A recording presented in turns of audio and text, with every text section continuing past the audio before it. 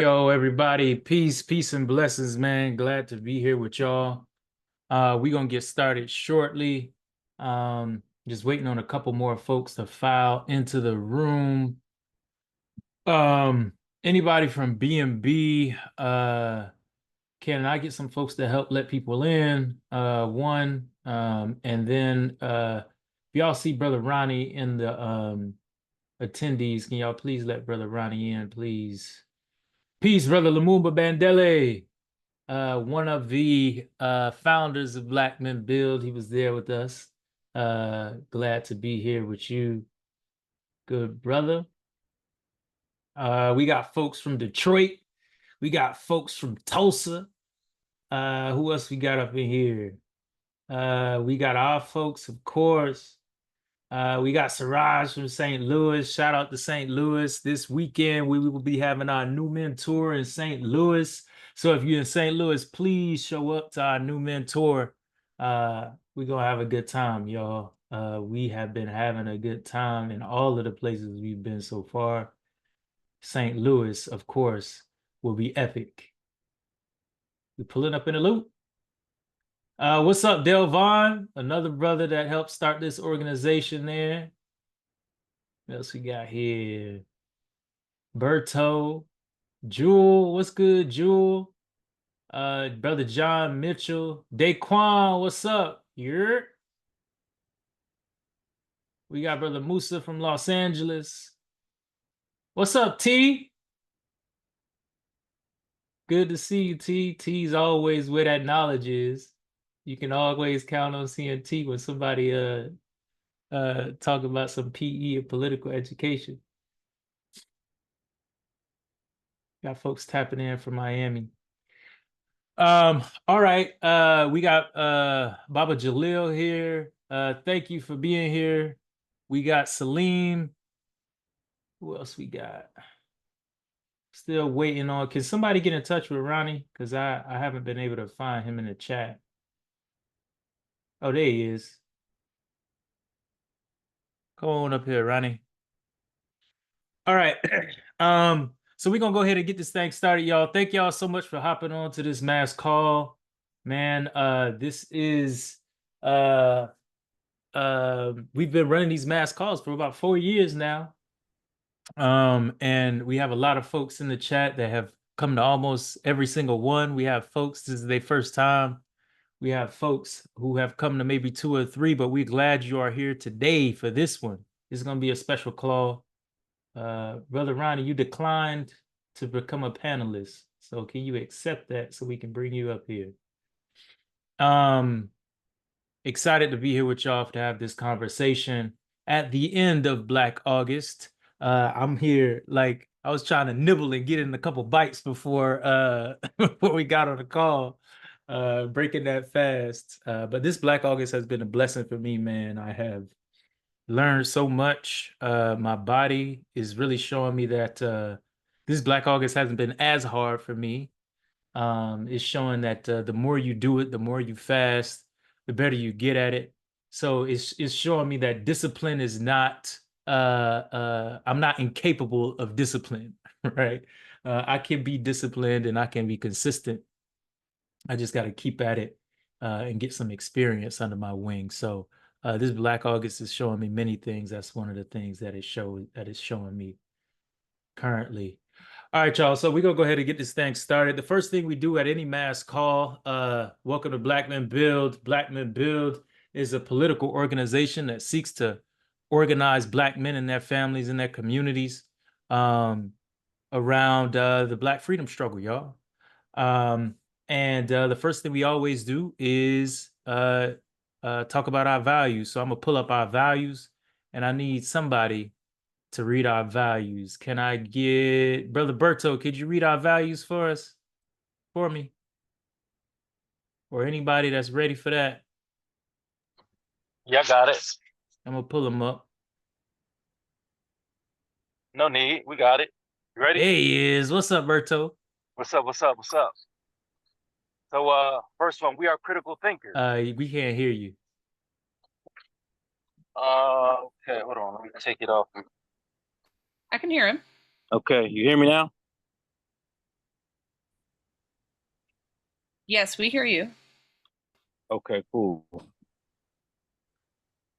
Number one, we are Oh, they critical. can hear it. Y'all can hear Oh, me? they can hear me. Oh, it ain't. It's me. I can't hear y'all. Okay, sorry. I'm gonna workshop my stuff then.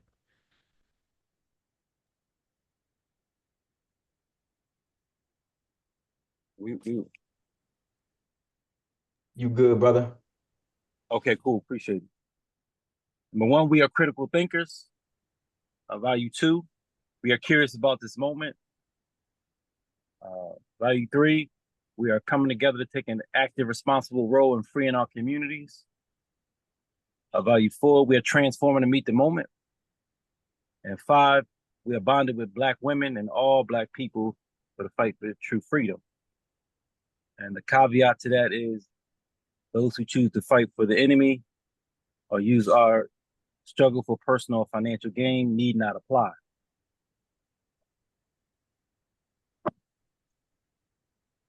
Awesome. I can hear you now, Berto. Hello? Yep, I'm here.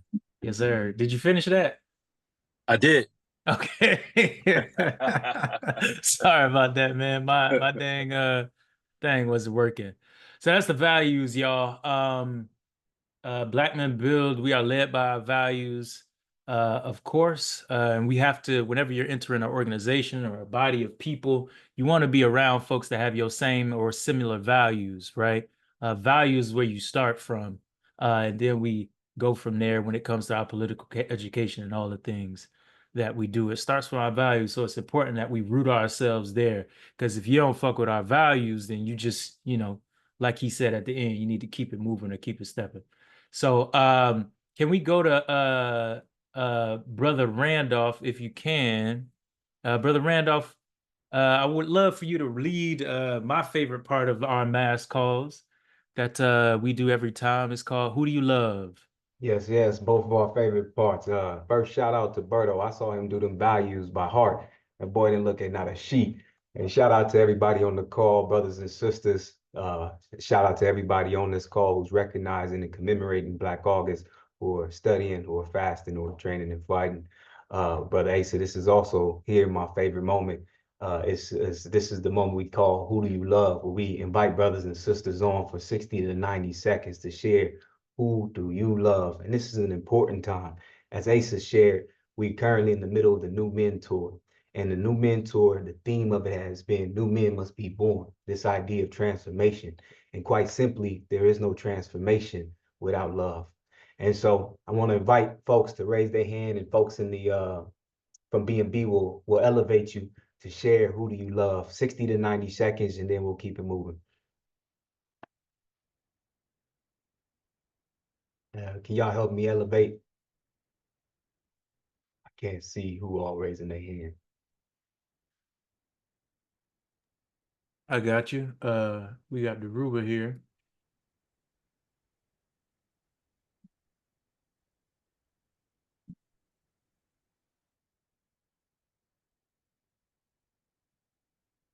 Go ahead and raise your hand and we can elevate you. Deruba should be hopping on now. All right, sounds good. Anybody else, please raise your hand or just drop in the chat that you'd like to be elevated and we'll bring you up here.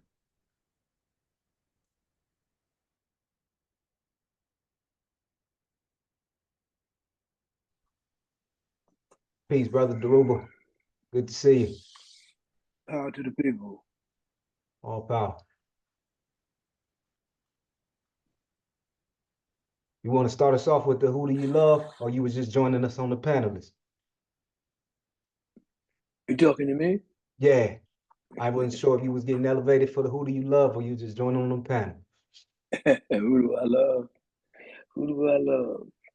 Man, I love revolutionaries who struggle for the liberation of our people globally and locally. But most of all, I would love to see the downfall of the white supremacist construct that is the USA. Right on. That's a way to start us off. We got a couple of folks.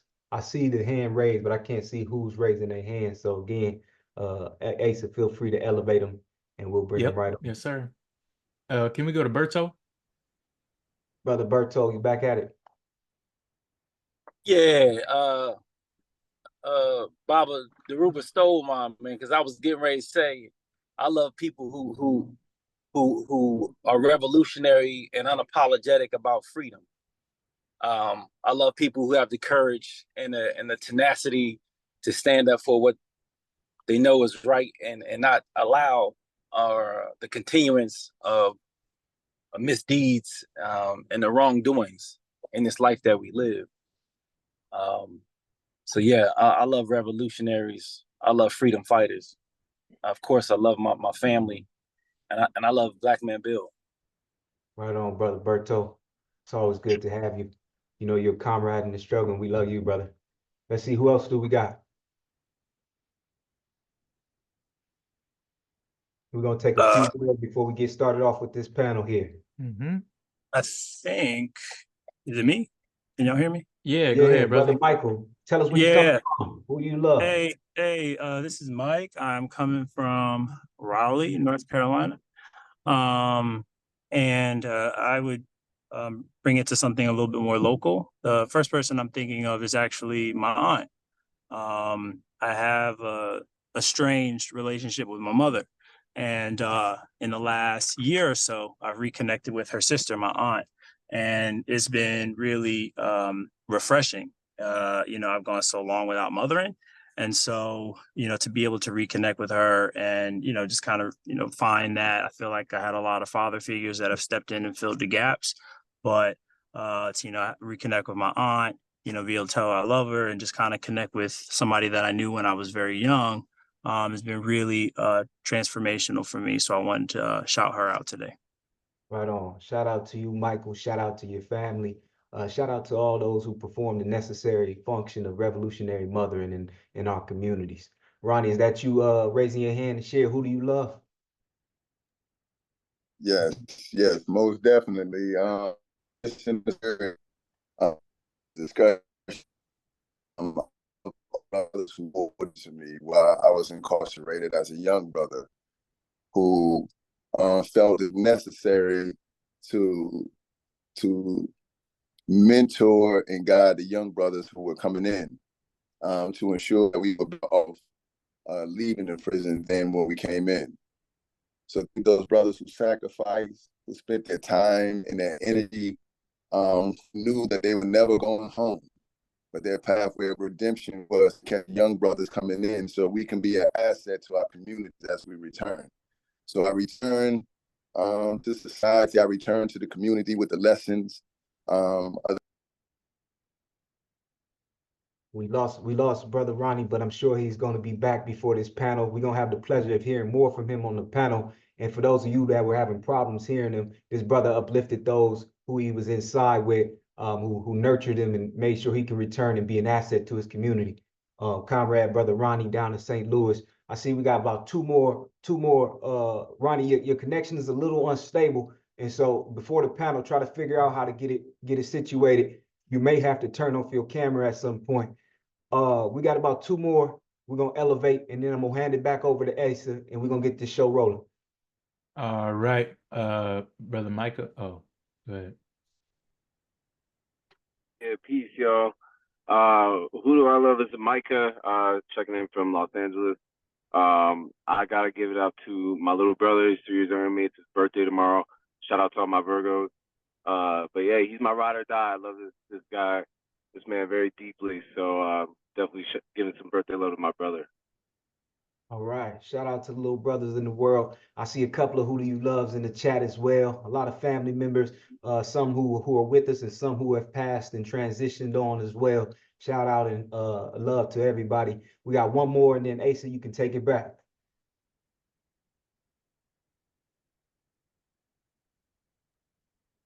All right, brother. Timeless. Is it Timeless? Yes. Yeah, that's it. That's me. Can you hear me? As a revolutionary, you must have an undying love for the people. So I love the people. I love life. I love liberty. And I love justice. I love all of those things for the people. but we must have a love for the people that does not depend on their perfection, but that we have an eternal, undying love for our people and for ourselves. Shout out to you, brother Timeless. I know you were spitting last time. I thought you was about to say life, liberty, and pursuit of happiness or something in here, but we appreciate you for jumping on, brother. I think you said you coming in from New York.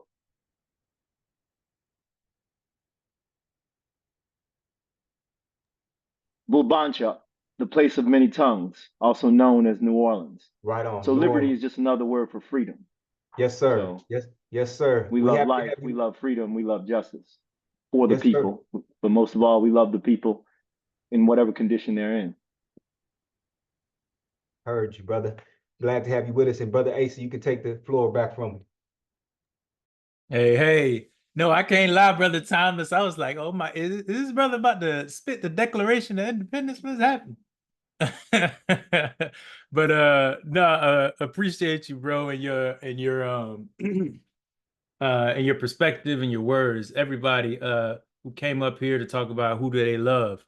It's important that we always start with that because as Brother Randolph said, love is center for what we're doing. And if you don't love the people, then you'll betray the people because you're actually not doing what you're doing for a real reason.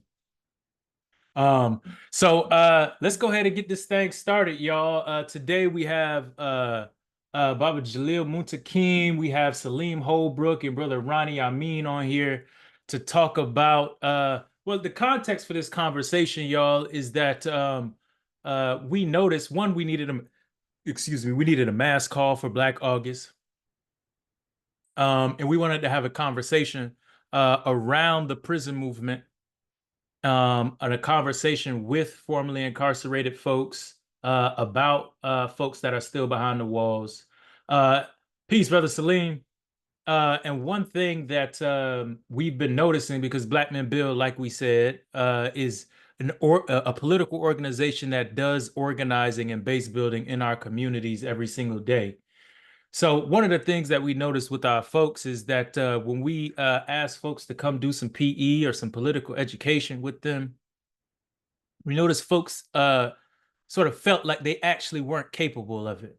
Or folks felt like they actually didn't have the wit or the intelligence or the skills to be able to do or engage in political education in the way some of the more experienced brothers do.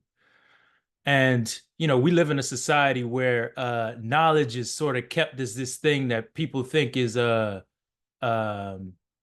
scarce, right? That you only have to have a degree or a doctorate to be able to think critically and think deeply about the world and have good solutions. And we want to just dispel some of that today and show that everybody is able and capable of being a skilled organizer and politically educated person in the Black freedom struggle. We want to dissipate some of that, right? Let some of that go.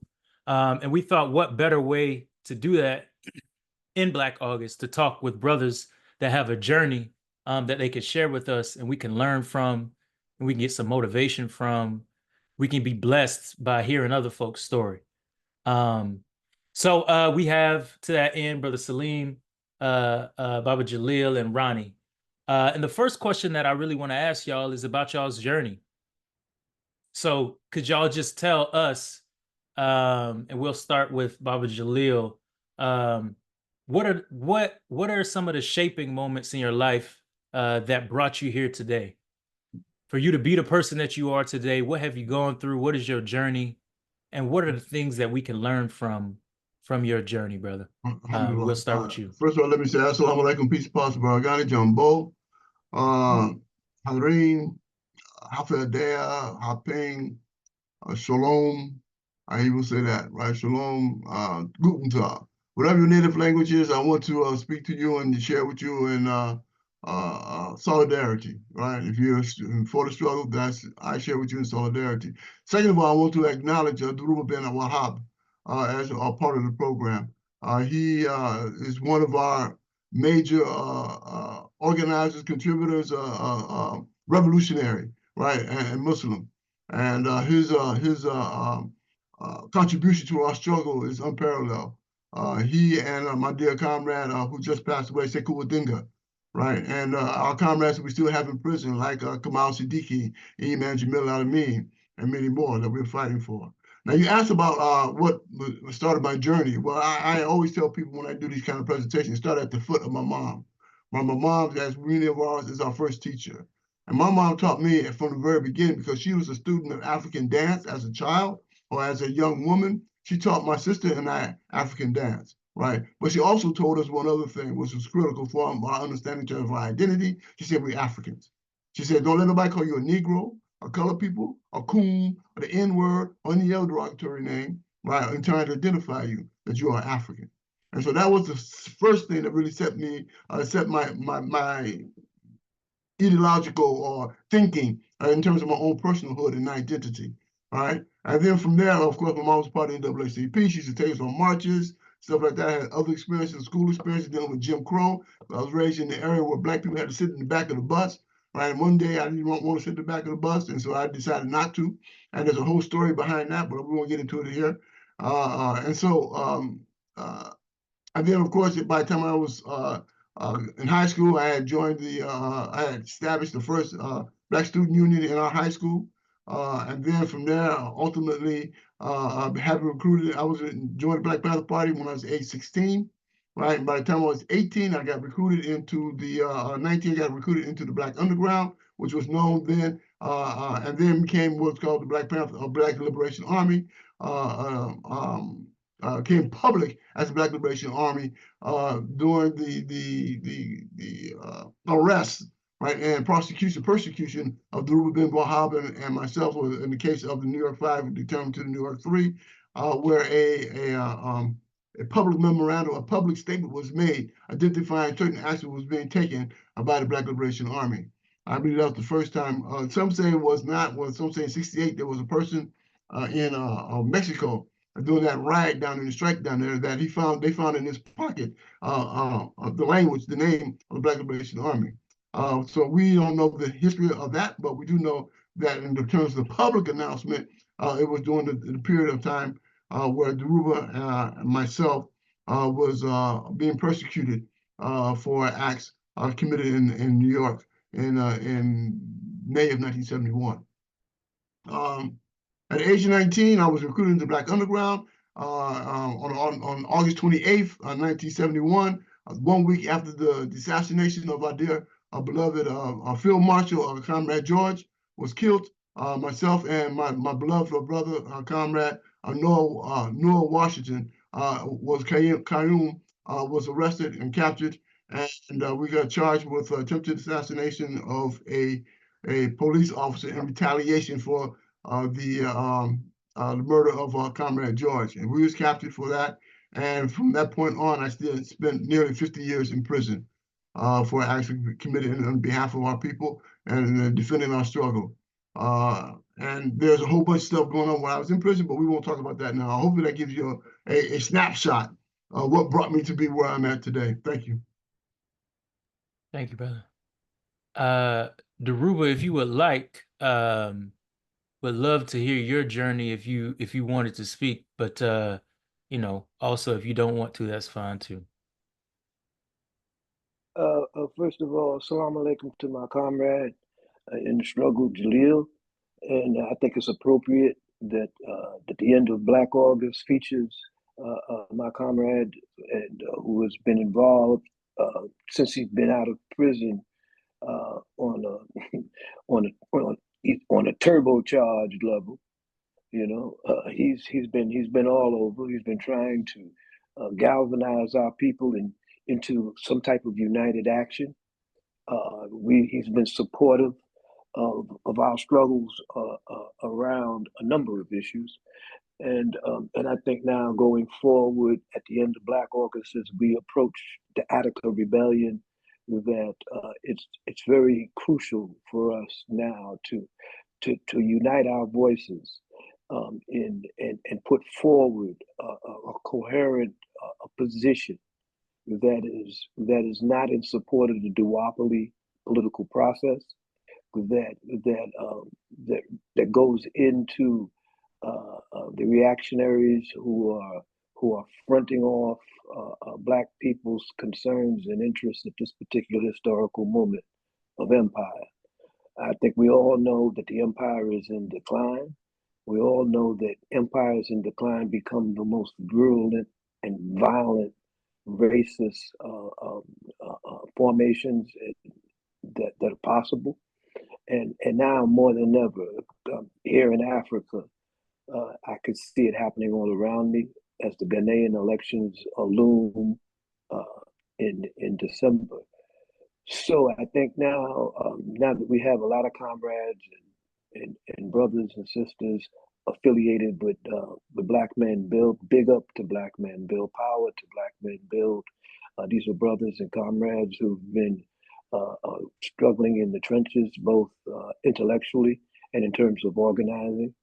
That I think it's very important that we try to come up. Now, I don't want to use the word manifesto as I do, as opposed to a call to African unity now that encompasses a number of areas that are very important to us.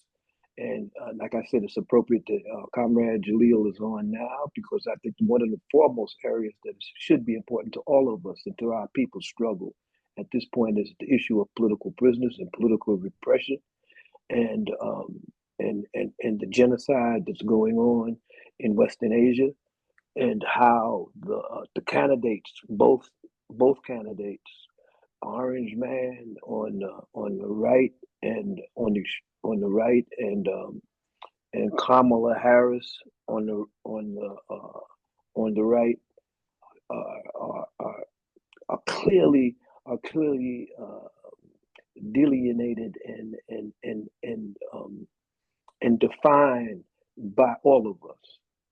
I'm willing to sign on to any document that would do this or perform this task, and I would like to sign on also in behalf of the Socialist Movement of Ghana that I work with as much as possible. There's comrades who would love to sign on to this statement. I think this is very important right now, that we have a public statement and we call by name those individuals who are running as independent candidates to endorse this statement, to begin to talk about the contradictions that we would delineate in such a statement. So I'm throwing it on Black Men Build, because I know Black Men Build tend to get things done, when they set out to. And so I just want to throw that out. I don't really want to go into an individual or a personal historical account. So that's me. Thank you, Elder. We move it to Saleem. Love to hear from you, brother. Can you give us tell us your journey, brother? Well, thank you. Well, first, thank you for having me, brother. And I want to, especially acknowledge Brother Jalil Muntaqim and Brother Daruba Ben Wahab. I can honestly say, being a 16-year-old that was sentenced to state prison, served 27 years in prison, did 10 years in solitary confinement. Daruba, I remember reading your book, The War Before, that you were in, with Assata Shakur and Mumia Abu Jamal, when I was like 18 or 19 in solitary confinement. So that was my part of my political education, as well as Jalil. It's great to see you again, brother. Jalil is someone that also aided in my political education. His book, We Are Our Own Liberators. And well before that book was published, I read many of his underground tracts, his pamphlets, his zines that was published by the prison movement across the country when I was incarcerated in Pennsylvania. My story to the struggle, it took a kind of circuitous route. I came up born and raised in North Philly.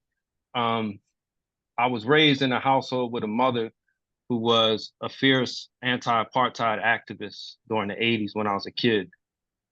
My father, on the other hand, it's interesting, Asia, when you led this off, you talked about political education, and some people believing they lack the educational skills thereof. to engage in it.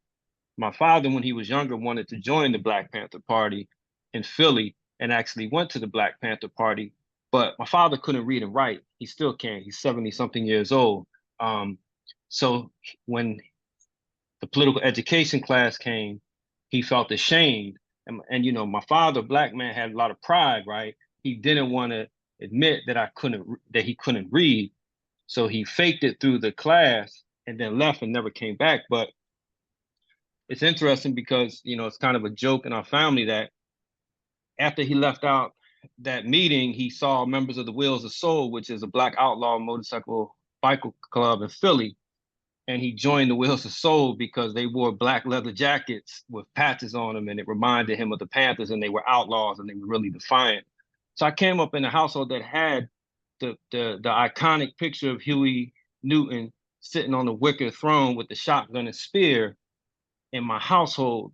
But by the time the 80s came around, the movement was gone. Asia, we talked about this before. The counterinsurgency had defeated our military arm. COINTELPRO had defeated the political arm and destabilized it.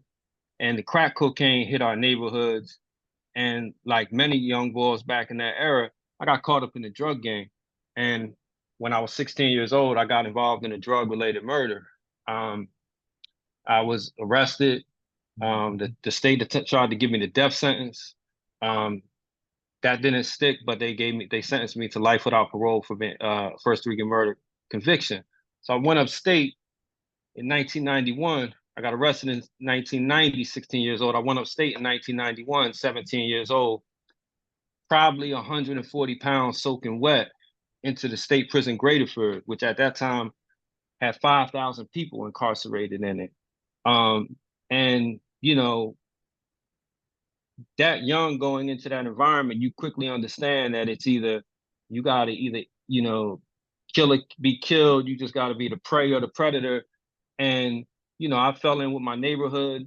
And I just embraced it. I embraced the script, as we called it. This was my lot, this was my life. I'm in this camp. As you know, we kind of call it the fly trying to be on top of the piece of shit. So I was caught up in that prison culture. And one thing that happened to me was I kept going back and forth into the hole. And that really began my political education class, because that's when I met Russell Maroon Schultz, a member of the Black Liberation Army from Pennsylvania. Joseph Jojo Bowens, who, for people who know Jojo is legendary. Yeah, he's, you know, I would encourage people to look him up. His work, you know, is something that in prisons all across this country, people respect him. Fred Muhammad Burton, Mumia Abu Jamal, and I discovered these brothers there. And I'll be honest with you, at first I thought they were lying when they was telling me about their history, because you gotta understand the movement was gone in the 80s. At least for me, I didn't like. We was learning about Martin Luther King in school in the 80s as if that was ancient history or if it happened 50 years ago. So it was only until I started reading the books that they were giving me and actually checking up on them, and I was like, damn, these dudes is really about it. And I like to tell people at the time, they were the only one that could reach someone like me, and could reach a lot of us younger brothers that was really caught up in the hyper masculinity, the hyper culture that prison is, because prison, the currency is violence. And so these brothers was in prison for like waging war against the state. And I remember I told Maroon this one time, we were talking, and, you know, I'm young, arrogant, and I made a comment like, man, I'm in here, you know, for riding for my neighborhood. And I'll never forget the response he gave me, because it really made me go back to my cell in solitary confinement and think about it. He was like, you in here for riding for your neighborhood. He was like, well, who were you involved with killing? I was like, what? I was like, you killed someone from your neighborhood. You was involved in the killing from your neighborhood. And I was like, yeah. He was like, all right, well, how you riding? How you defending your neighborhood? He said, let me explain to you what we in here for. And then when he was telling me, yeah, we fed the community in my neighborhood as members of the Panthers, the Black Unity Council, and later Black Liberation Army. He said, we made it safe so that seniors could walk down the street. No one disrespected the seniors. He said, oh yeah, and the police, you know, I'm trying to figure out how to phrase this on this. Well, Maroon is passed. Maroon basically said, quoted George Jackson. We made it clear to them that there was going to be funerals on both sides, right? That there were going to be repercussions for coming in our neighborhood and killing with impunity Black youth or oppressing our people, right? So he said when they came through, they respected the areas that we were in. He said, that's riding for your neighborhood. And I like went back and I felt so small, you know what I'm saying? In stature, and it really framed my perspective, who I was talking to, and also the lineage and legacy I was connected to. And I think that when we talk about political education, that lineage, that legacy, and that connection is what has been severed within our struggle and within our communities, right? Because I know a lot of brothers even now that are talking about self-defense and training and all this. And I asked them, I was like, well, have you ever read On the Black Liberation Army by Jalil Muntaqim? You know what I mean? Have you ever read anything about the Ruba bin Wahab? Like, what are you reading? Because are you making up these tactics? Are you making up what you're going to do? Do you know that there's a continuous line of struggle, of armed struggle in our communities? Have you read about the deacons of defense? You know what I mean? Did you know they weren't Christians? They weren't deacons. They just used the term deacons because in the South, deacon carried respect, right? And so they adopted that name because people respected in the church deacons. Deacons were like sentries, and they were sentries for the community. And I think for us more than anything, that's the severance. And it's unfortunate that I always tell people this, and even myself, that I had to go to prison to connect with this legacy and more importantly, this lineage to make me who I am today. Because being at the foot of these brothers, and it was all in solitary confinement. Like they spent 30 years in solitary confinement. We only got them out of solitary confinement in 2016 and 2018. And they were there for a reason, because they didn't want them to mingle with younger prisoners like myself and the general population, because they knew that we respected them. And they also knew that they wasn't going to be organized on how to take over the gambling, how to smuggle drugs into prison, how to get a cell phone into prison. And if we did get a cell phone in prison, we damn sure weren't going to use it to be on Instagram or something like that, right? So that's why they wanted to keep them away from us. So it was only through me acting out, playing the script, and keep going back and forth in the solitary confinement that I was fortunate to be politicized by them and mentored by them and a lot of other prisoners in Pennsylvania. And today I like to say that on a political level, we are the fruit of their seeds that they planted in those dark solitary confinement cells, where the state tried to basically eliminate their legacy, their lineage, and their voice and vision. Thank you, Brother Saleem. I just want to round off your piece by you just adding your current work, what you do today, because I think that's an important piece for folks to understand. So just what are you currently doing? So currently, I'm the executive director of the Abolitionist Law Center. We're based in Philly and Pittsburgh. Really, we're PA centered, and the Abolitionist Law Center is what we call a dismantling law project that addresses state violence. Like, we identify mass incarceration as state violence. And it was inspired by Russell Maroon Schultz and other political prisoners. It was based on the inside-outside organizing. Those of us that started, some of us were incarcerated, some of us were our free world supporters. And the common thread is, the several common threads is, one is we all had an adversarial relationship with the state, right? At whatever level of engagement. Even if they hadn't came into prison, they were politicized to see the state from an adversarial lens. Two, we were really inspired by the Black Liberation Movement and their examples. And then three, we wanted to have a legal apparatus that could support the comrades behind the lines, but also, as empire starts to crumble, we wanted to have a legal apparatus that, one, could bring our political prisoners home, but also could, I don't want to use the term engage the state, because we're not at that level as a people or as a movement where we could necessarily engage the state, but where we can, in this present wave of political oppression, we will have a legal entity that can be there to support above ground the movement. And I think that that's something that we really have to really start like studying, like and being around someone like Russell Maroon Shows, JoJo Bones, who really took revolution and the liberation struggle seriously. They really made a clear distinction between above ground and underground, made us read books about the Irish Republican Army, Sinn Féin struggles that's going on around the world, and how you should organize for your liberation as an oppressed nationality in the United States. So we kind of adopt that same model, that same posture. We have like 20 something employees, or actually, also not to use the term employees, staff members across the state of Pennsylvania. Thank you, brother. Thank you. Brother Ronnie, Brother Ronnie, would love to hear from you about your journey and you know, how you got where you are today, brother.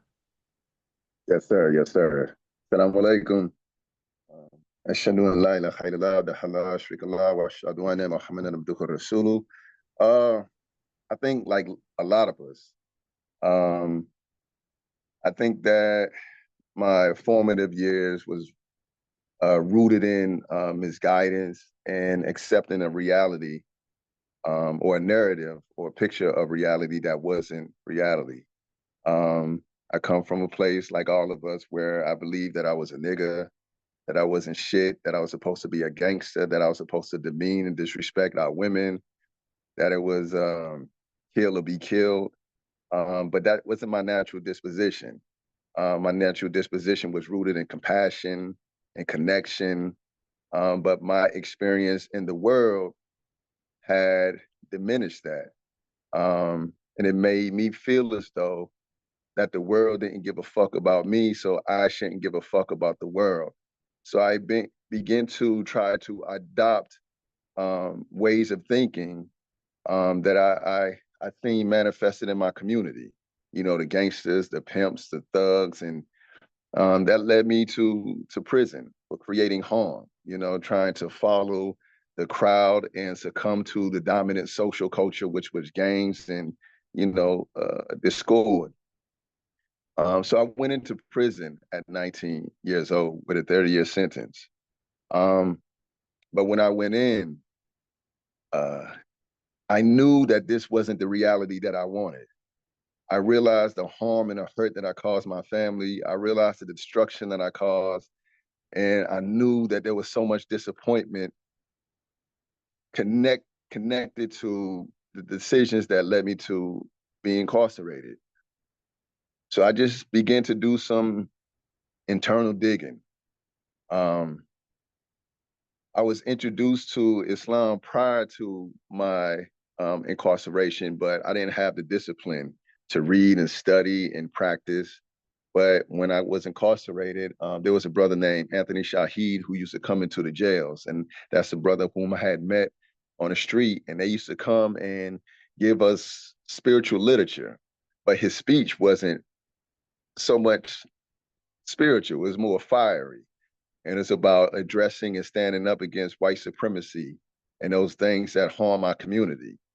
So I extracted from his lessons, but I would go back into my pod or my dorm and read the literature. And the literature in my mind was the truth, because my family had a different spiritual practice, but it's something I couldn't connect with. But when I would read the literature about Islam, I felt it was the truth because it encompasses life. It encompasses the right to live in dignity. It talked about justice. It talked about being fair. It talked about being compassionate. And everything was just rooted in knowledge and truth. So I became Muslim, but that was when I was in a jail prior to my conviction. But after my conviction, I went to prison. I found a community of Muslim brothers who really poured into me and nurtured me. They became my uncles. They became my fathers. They became my mentors. And I learned so much from them, not only in terms of spirituality, but I learned so much about the world because we didn't just study Islam. We studied revolution. We studied what would it take to liberate our people. And we studied who the real enemy was, right? And we straight up had school in prison. Like we had think tanks, we had study groups, we had books. We shared on a yard and sat around. And I remember like seeing a transformation, a transition from when I first came in, and I seen the intentional change of the prison administrators. They didn't allow us to sit around anymore and study books. They said 4 or more people is considered a riot or something like that. So they broke us up. We would pray on the yard together, and they would come and see us pray and break us up. And I used to have young brothers sit. I used to just come on a yard with a book, and then other young brothers would come around me and say, "OG, what you reading?" And I would have it would be 1 or 2, and then 10 minutes later, it'd be 20 brothers, you know, and they'll come and break that up. Everything that you would think they would encourage, they would disrupt. So that let me know what time it was in prison. And I was seeing the type of brothers that were coming in as I spent longer in prison, and I realized the level of dysfunction that was happening. And I was hearing some stuff that was happening within my old neighborhoods and my own family, and I knew that it was important that I get out of prison, because by then I was caught up in this cycle of struggle, right, in prison, right? And what we thought was struggle was go against the prison administration and guards and create a ruckus. But I realized like the real struggle was outside. I need to get outside with my family. You know what I'm saying? I needed to get outside in the community. And I needed to be a part of the force that kept these young brothers from coming into the joint, right? So I worked to chill out for a second. Some brothers didn't like that because I had a reputation and they wanted me to still be on that stuff. But I chilled out when I learned that my mother had cancer and she had no other family members in the city. And I needed to get out and be the son that my mother deserved. And I needed to get out to be the neighbor that my community needed. And I needed to be a freedom fighter, like the freedom fighters who came before us. So I eventually got out and I began just living life and being a part of movements and organizations that were about liberations. The first couple of organizations, they were about addressing the carceral system. I'm still with an organization that addresses the carceral system. But back then it was more advocacy work.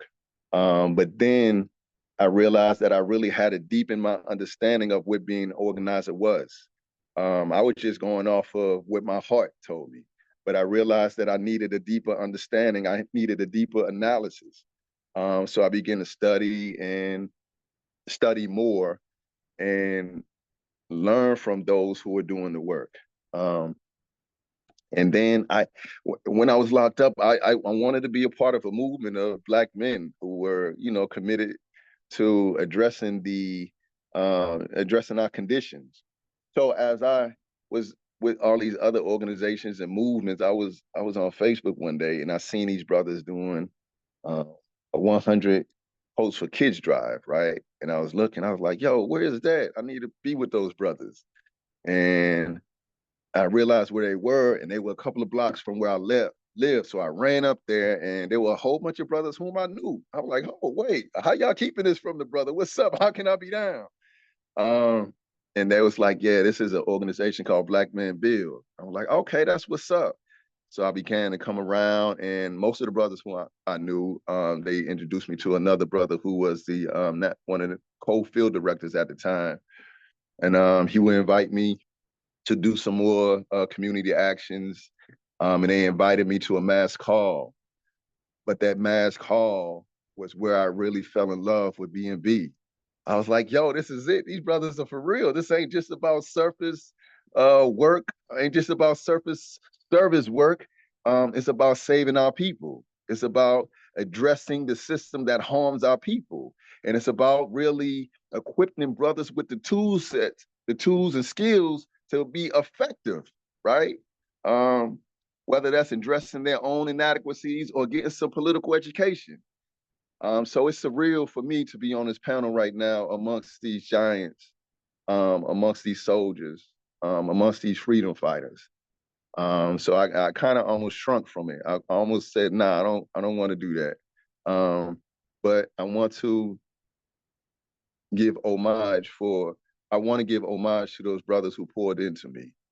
And I'm so grateful for them brothers because of them, by the grace of Allah, I'm not still in prison.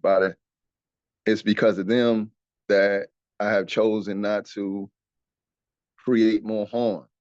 Because of them, I came out with the tools and the skill sets to be functional. And because of them, I just have this desire to free my people. So I thank them, and I thank the brothers. I thank the brothers on this call. I thank Jalil. I thank Saleem. I thank Daruba, and I thank all of my brothers in Black Men Build for creating this platform to help liberate and free our people. Thank you, Brother Ronnie.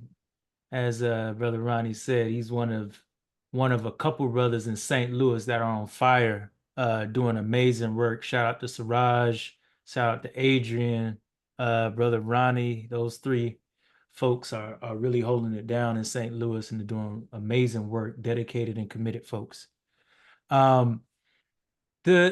So we got about 30 minutes left, but I really I wanted to ask a question specifically about the prison movement.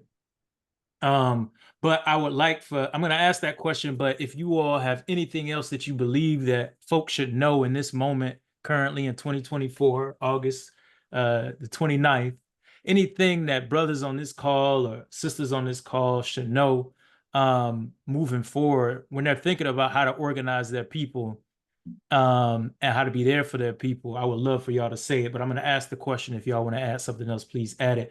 And a lot of us was reading Blood in My Eye by George Jackson, of course, for Black August.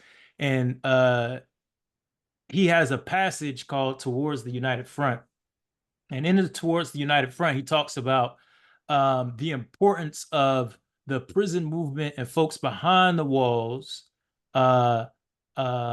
in the Black freedom struggle. He says that they could be a vanguard group in the struggle, in the freedom struggle. So we need to engage them and make sure that we're using them and they're a part of the freedom struggle outside, right? Also, Orasami Burton just wrote his book, not just, but a lot of folks are reading Tip of the Spear. And Tip of the Spear opened my eyes to all of the work and all of the movement and all of the stuff that was happening on the inside while folks was fighting on the outside, something we didn't even know about, right? So I wanted to get y'all's thoughts on how should we on the outside be organizing and making sure, organizing in tandem with the current prison movement or the prison movement, or making sure that all of our work is including and inclusive of folks behind the walls and formerly incarcerated peoples. And we can start with the elders first, if y'all want to say something first, and then we'll go to Saleem and Ronnie. Who you calling the elder? I'll take that. I accept that. I accept that. Yeah, I'm a little older than Daruba, I think. Well, I'm 80 years old, so I remember the Jews were small. Okay, I ain't quite there yet, bro. I know it. I remember when you got when they snatched you and Noah and Herman up. I said, they are they babies. No, but go ahead, Jalil. I think you should address that.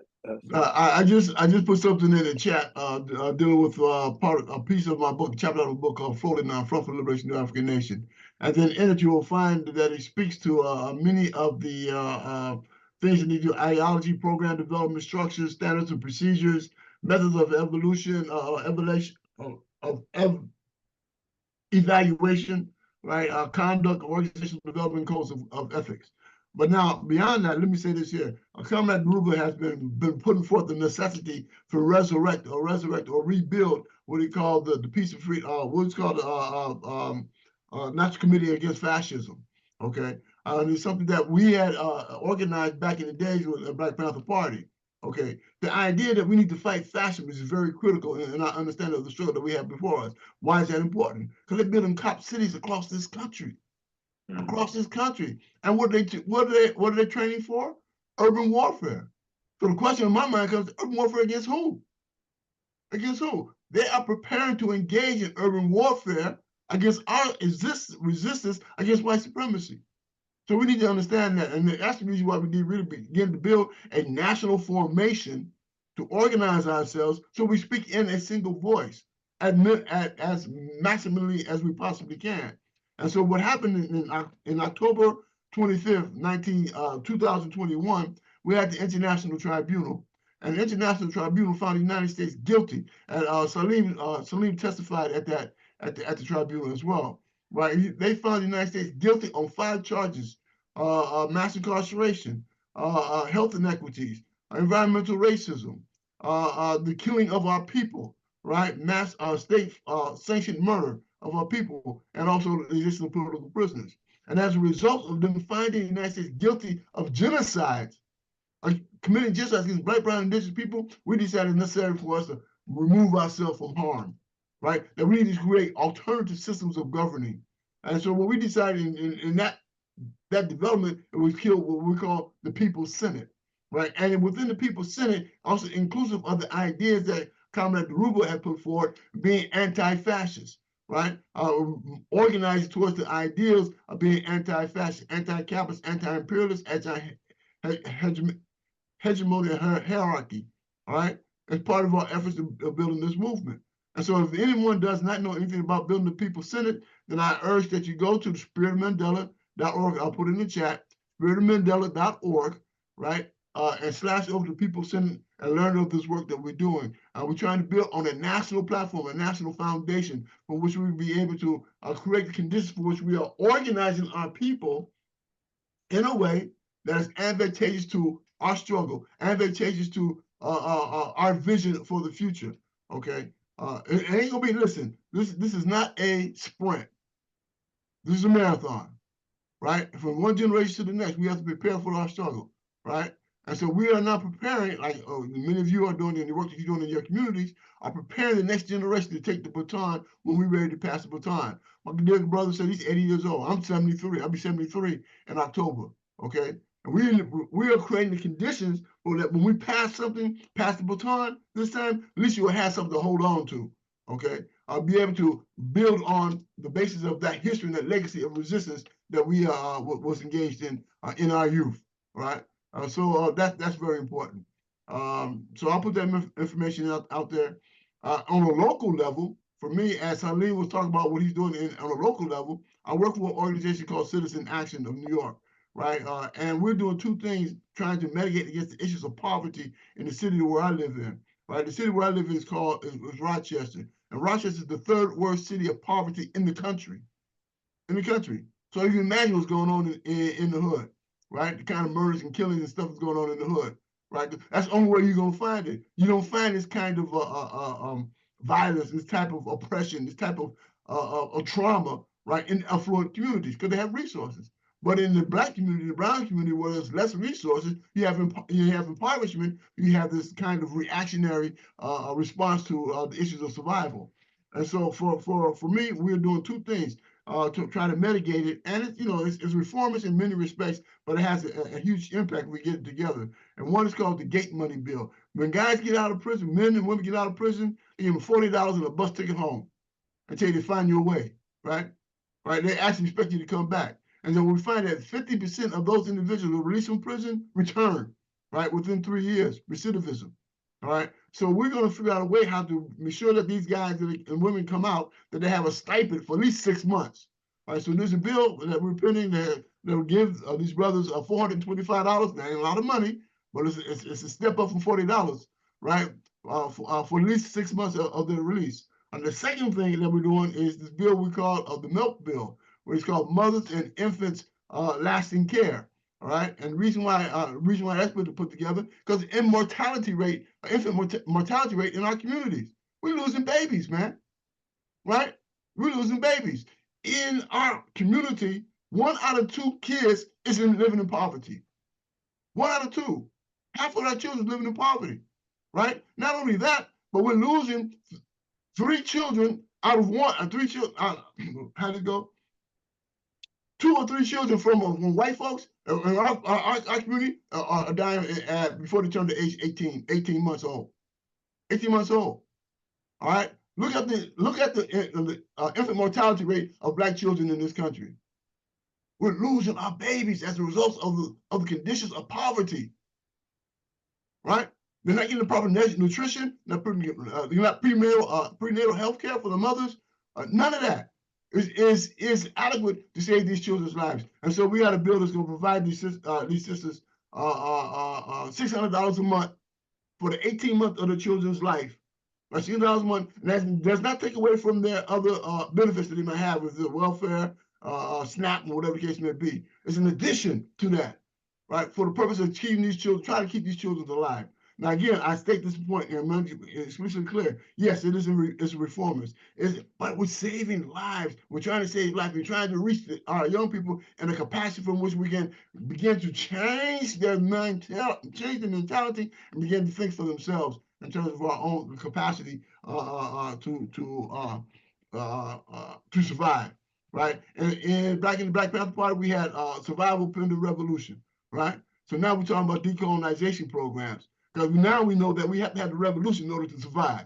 Okay, so we had to flip that script. That script was defensive rather than offensive.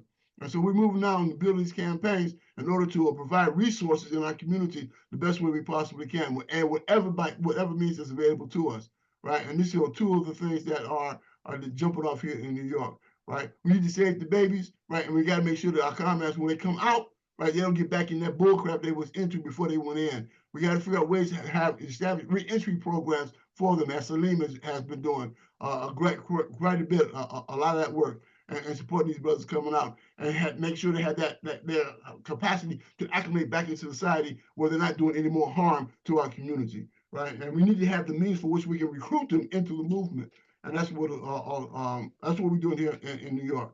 And building the people center is extremely important. With that, I yield. Thank you, my brothers. Assalamu alaikum. Wa alaikum assalam. I just wanted to say this briefly to the brother Saleem Holbrook,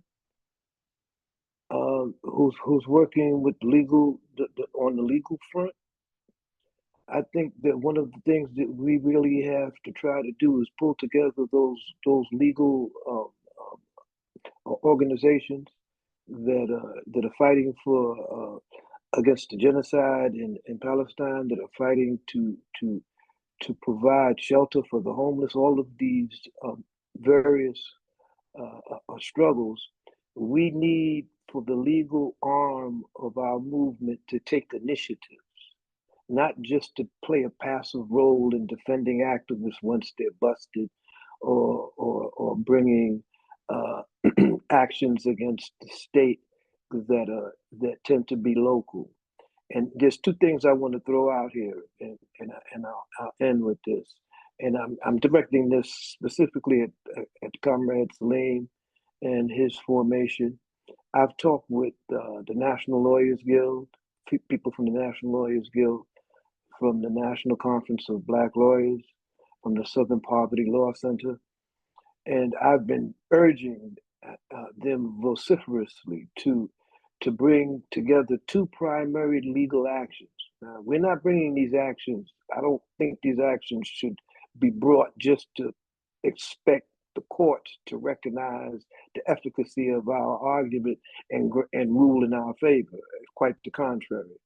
The purpose of bringing these legal actions is to educate our communities, to mobilize our communities, so the next time we have to approach the electoral process, people understand all politics is local, and there's certain referendums and certain legal aspects that we could take in the struggle.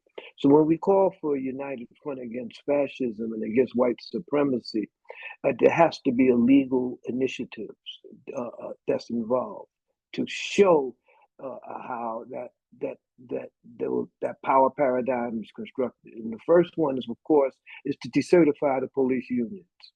We need to bring a class action in the federal court or in the local or state courts to decertify the major police unions in the nation. This dovetails into the whole struggle against Cop City, because it's the unions that have solicited the funds and have organized the resources to build these cop cities and influence our city councils. We know that the police unions in the African community exercise more clout and influence over Black elected officials than the community does. But the police are not workers. They're armed agents of the state, and therefore they should not enjoy or benefit from organized, the same benefits that organized labor struggles for.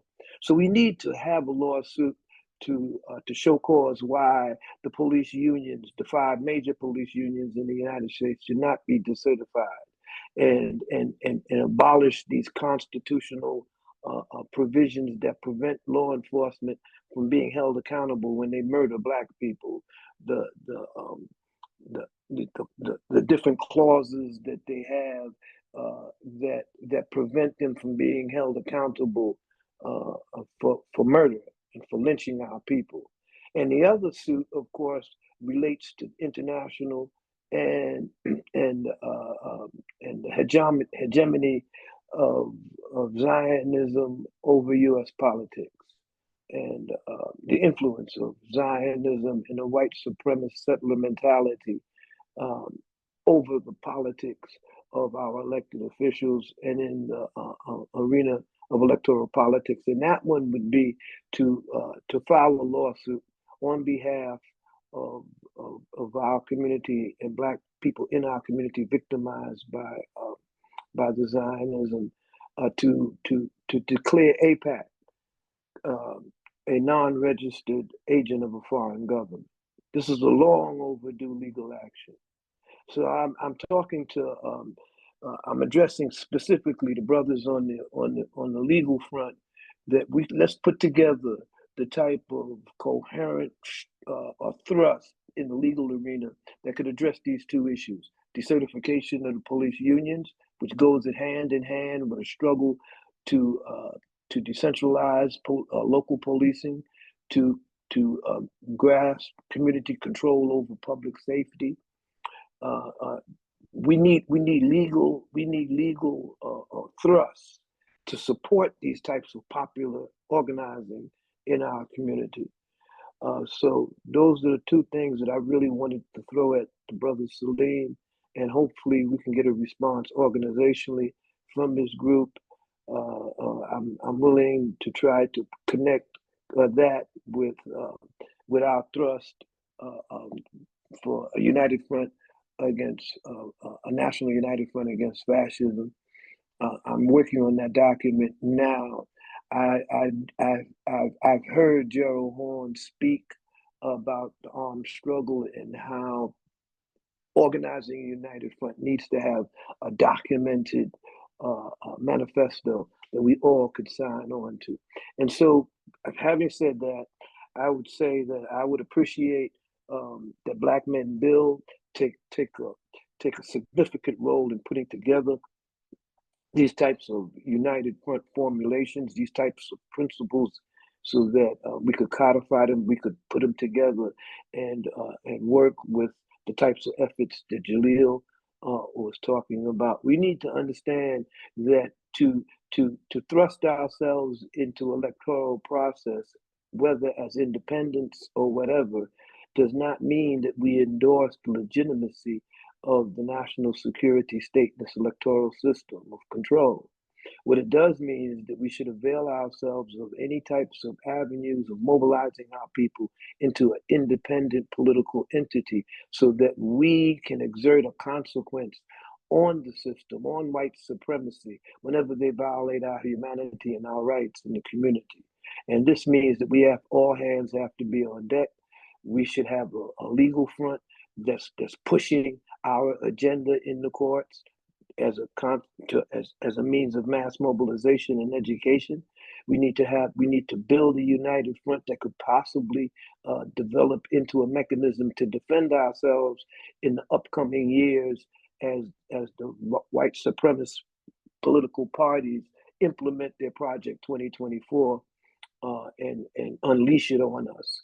And we also need to extend our struggles into the arena of internationalism.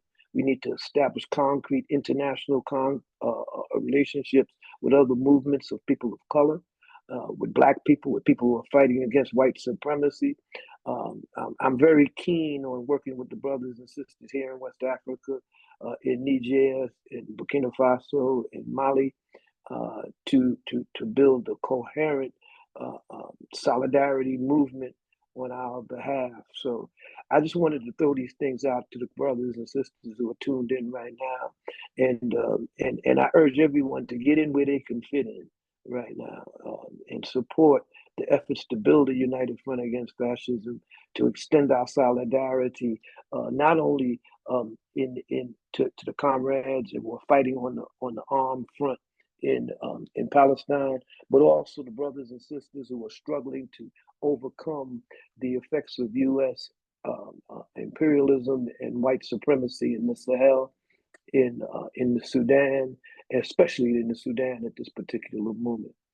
So I just wanted to throw that out there, and I just hope that the brothers could pick it up, and let's try to mobilize and unify and have a united voice our people could cling to, could fight, could use, could organize around in the upcoming months.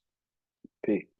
Absolutely, brother. Blackman Bill's political education committee is committed to creating that document, brother.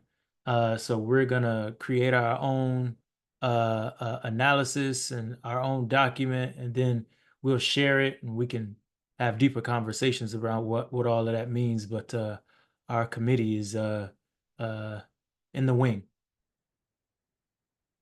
Brother Saleem. Yeah, I was taking notes too, Brother Daruba.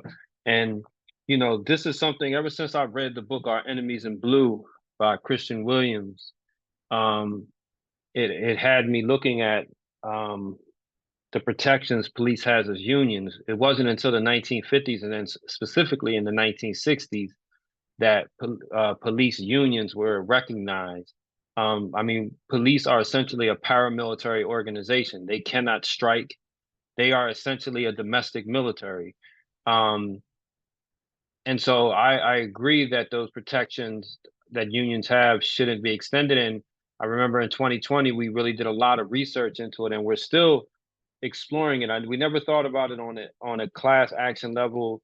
I will tell you that when we were exploring it in 2020 during the uprisings, some of the strongest pushback came from unions that didn't associate with the police unions, and in many cases was on the opposite sides of them.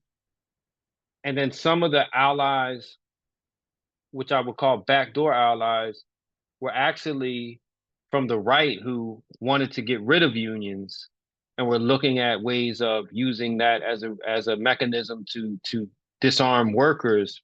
So it was a really weird conversation and meetings that we were in. What I will say is this is something that we're certainly committed to. I mean, the FOP is essentially the reason Mumia Abu Jamal is still in prison. The FOP pours hundreds of thousands of dollars into, in many cases, since he's been incarcerated, over millions of dollars to keeping that man in prison. They also are responsible for keeping Leonard Peltier in prison. They're also responsible. As a matter of fact, I will say that the PBA in New York fought tooth and nail to keep the New York 3 and 5 incarcerated. You know what I mean? So they are essentially what we would call the soft power of the carceral state. So absolutely, that is something that we would definitely look into. And this does give motivation to reopen that book. And the same thing on the international level. I definitely agree with you on that and want to explore that. We have been doing work around international work, particularly around state violence and genocide in Palestine. We are looking at international bringing actions against many of these tech companies that have AI programs that are now doing the targeting in Gaza. So we have been really looking at ways to, as you said, go on the offensive, because that's our posture when it comes to the law and litigation. And again, we don't look at it as this is something sacred. Like, I could give two shits about the law. It's just a tool in our toolbox that we need to use to defend ourselves, and that's what we use. And we even have a formula that we called success without winning when it comes to filing legal cases.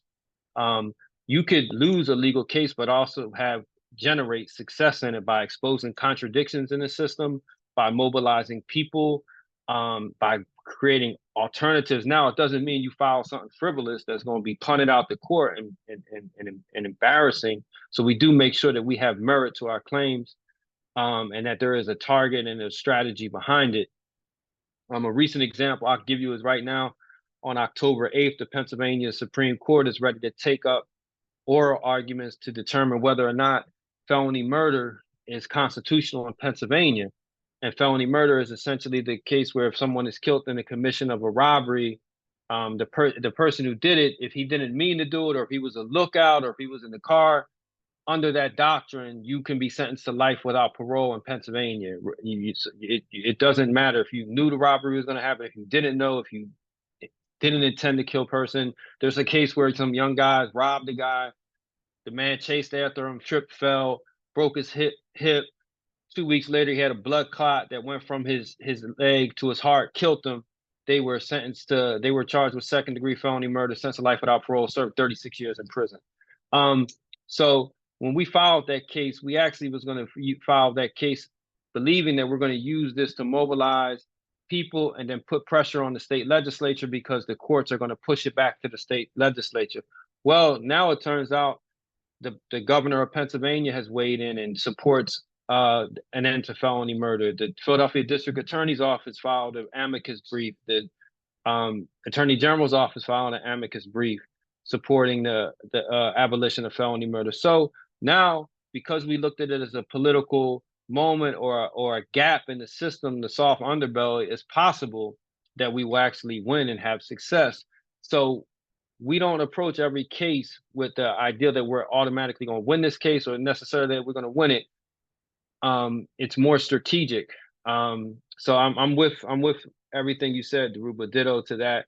And I'll reach out to you too to continue these conversations, because if there are other legal organizations, because here's the thing, we want to run amok. We have ideals.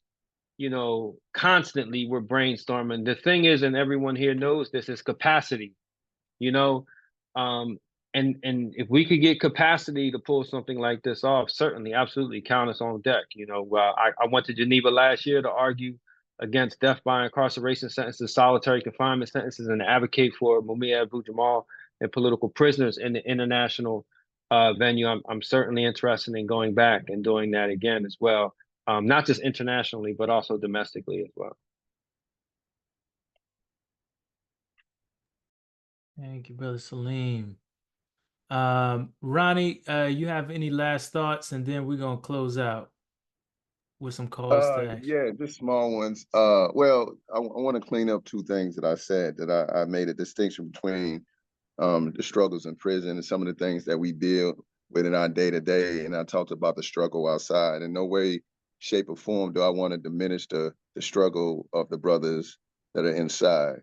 So I just want to make that clear. I don't think anybody misunderstood me, but I just want to be clear. And I also made mention of me having a reputation, and I always want to be in a seat of humility.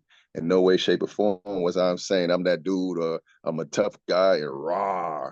I was just saying that because of some past actions, there was expectations. So I just want to clear those two things up. But in terms of connecting with the brothers and sisters inside to be a part of this liberation movement, we know that it is absolutely crucial that we make those connections. But the enemy, the beast, knows that it is crucial too. That's why they're setting up different blocks that keep us from making those connections to the brothers and sisters that are incarcerated. They are creating rules and procedures, man, that increase censorship of books and materials, so they can determine what is acceptable for a brother and sister to read in there. They don't want anything that says that's going to radicalize people or caused them to take postures against the state. Now, in some states, in Missouri, you can't get physical mail anymore. Those days are gone. They get your letter, they open up and they scan it, and they send you copies of your letters. And so that's how deep the censorship is, under the guise of safety and security. But we know that it is a measure of control. It's a measure of mind control.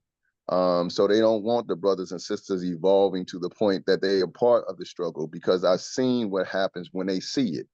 They come in and they take our books and they destroy them. They take our literature and they destroy it, and they prohibit us from getting literature that will free our minds and free our hearts and make us a part of the legion of freedom fighters when we exit those prisons. So, but to me, I'm saying that that speaks to the importance of us really making connections with the brothers and sisters, because the state knows what those connections really mean. Absolutely. Thank you, Brother Ronnie. Can I get some nines in the chat? Drop some nines in the chat. Drop some love in the chat for all the folks that spoke today.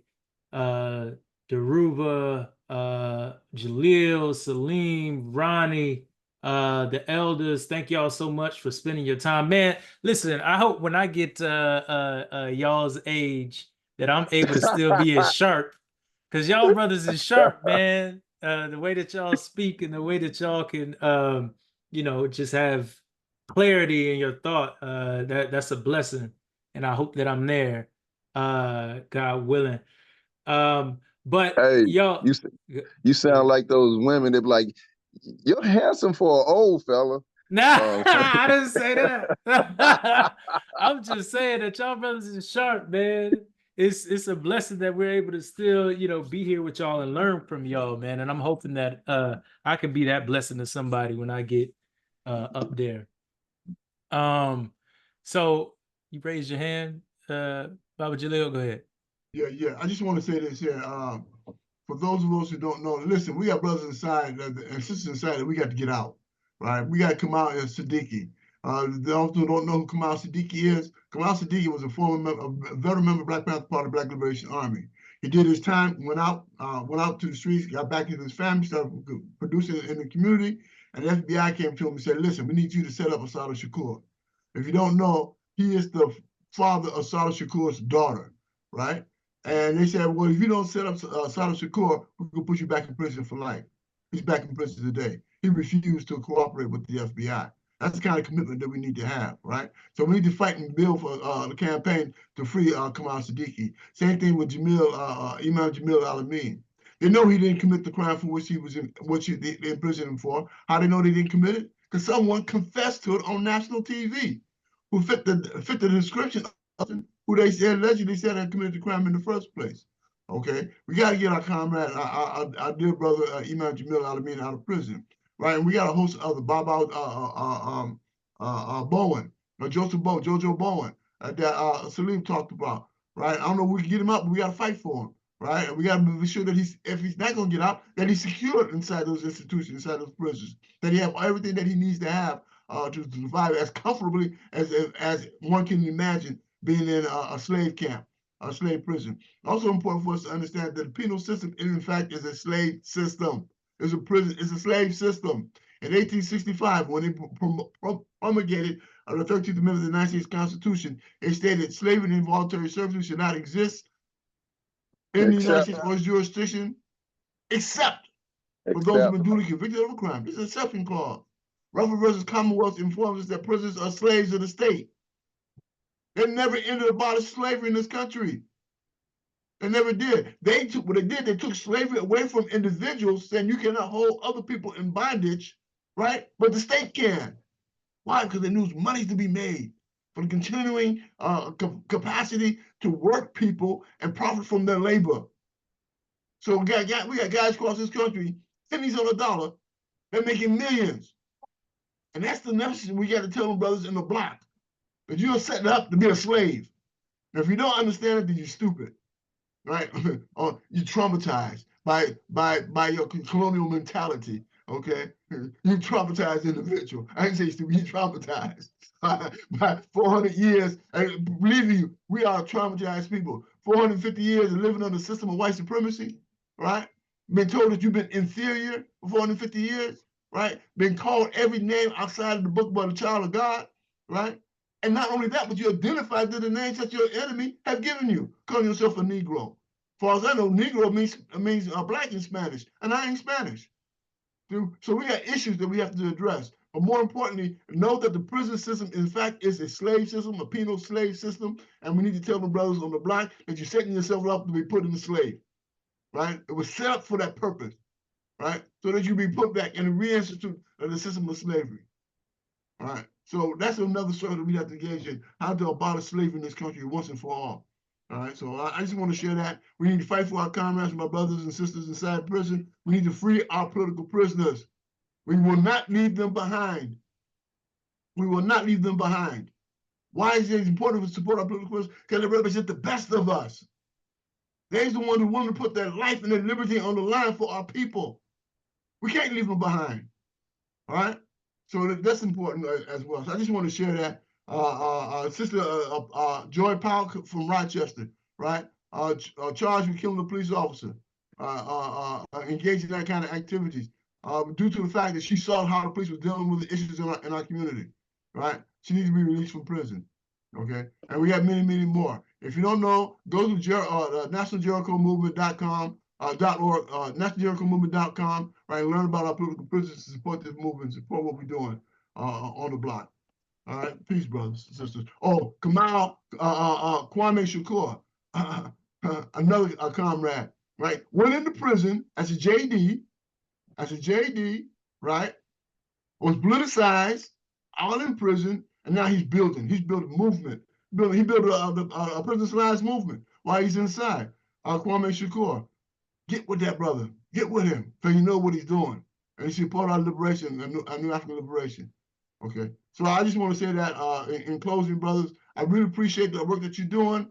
A Black Man Build. I understand the necessity for us to have this kind of broad communications and dialogue amongst each other, but we have to expand that, as Garuba was saying. We have to do recruitment for this work. So this only land on a few people doing the same thing, doing the same work all the time, right? We need to figure out ways how to recruit more of our young people into the struggle. Remember, the Black Panther Party was a youth movement.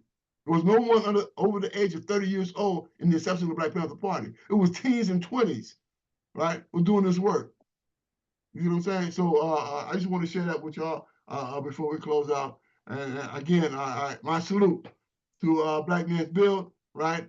Join the party, man. Join this movement in a capacity where you fit in where you get in where you fit in, right? Because there ain't nothing too little for the work that needs to be done. We all got to make a contribution. Thank you. Assalamu alaikum. Wa alaikum assalam. Thank you, Baba Jalil. All right, y'all. So again, thank y'all so much for coming out. The last thing I want to just say again is reiterate that we do have our new mentor going on this weekend in St. Louis. So if you have not signed up or registered and you're in St. Louis and you plan on going to our new mentor in St. Louis, please register. Somebody drop in the chat, please, the link for the new mentor. There it is. It's right there. So please sign up and register. Go to the new mentor. We've been doing this all across the country. We still got St. Louis to do. We still got LA. We still got Atlanta, and we still got Miami. Right. So we're going back to back. Every weekend in September, we'll be at a different place, y'all. Building out with the brothers and sisters there, y'all. So please show up, sign up for the new mentor. If you can, also donate to the organization. Black Men Build is a political organization. We're a membership organization. We do work every single day in the community. We do mass calls, Theory Thursdays, service in the community. We feed the people. We do boxing. We do chess. We do all of our programs are free, y'all. We give away war times. All of this in the communities and all the states that we're in. And it's all free. And the only way that we can actually continue our programming in the way that we want to do it is through donations, y'all. So please donate to us, and anything you can helps. So you can just go to blackmenbuild.com, blackmen.build, and click the donate button, y'all, to donate to the organization. If you want to become a member of the organization, Berto, can you drop your email in the chat? If you want to become a member of the organization, we actually just had our most recent membership orientation. But if you want to become a member, Brother Berto Rickards, you can hit him up, email him, text him, call him, and he'll get you more information about starting a circle in your city or getting connected with a hub, or you know, putting you on a path to becoming a member of the organization. We need more members. The only way that we beat the right, and the only way that we beat the fascists, and the only way that we beat the enemy is through organized people, y'all. And the little bit of organized money that we do have. We don't have the massive amounts of billions and millions that they do have. So we got to out-organize them, which means that y'all should come in, be members, get organized, get politically educated, and start working on behalf of the people. Hit up Brother Berto to start your process. Last thing I'll say is we're at the end of Black August. So drop nines in the chat if you're still fasting for Black August, if you're studying, you're training your body, and you're still active in Black August. It's harder for some people, easier for some folks. This Black August has been amazing for me. I read a lot. I didn't eat enough, but I was I was blessed with the experience of discipline that I learned, man.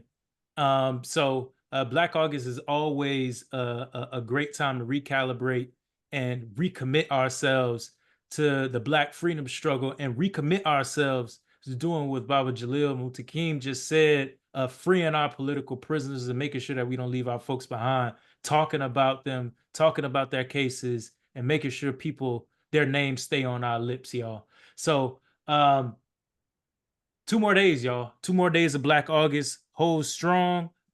We did have our study groups this Black August. We had 3 study groups, and we had the mass call, where our political education committee is very serious about making sure that the things that we put on are effective and they do what they need to do. So we have created an evaluation and a survey for folks to fill out. That will be coming in an email to y'all for y'all to assess and evaluate how our study groups have been throughout, our study groups and our mass call, how they've been throughout this Black August. We always want to get better. If we're not getting better, then we're not doing what we're supposed to be doing, right? We're just being liberal and not addressing our contradictions. So peace and blessings, y'all. That's it for tonight. Hopefully I see y'all in the streets, in the field, and on the corner serving the people. Y'all have a great night. Assalamu alaikum. Peace, Saleem. Peace, Ronnie. Peace, brothers. Have a good night, everybody. Free the land, free the land. Free the land. Free the land. Assalamu alaikum, Daruba.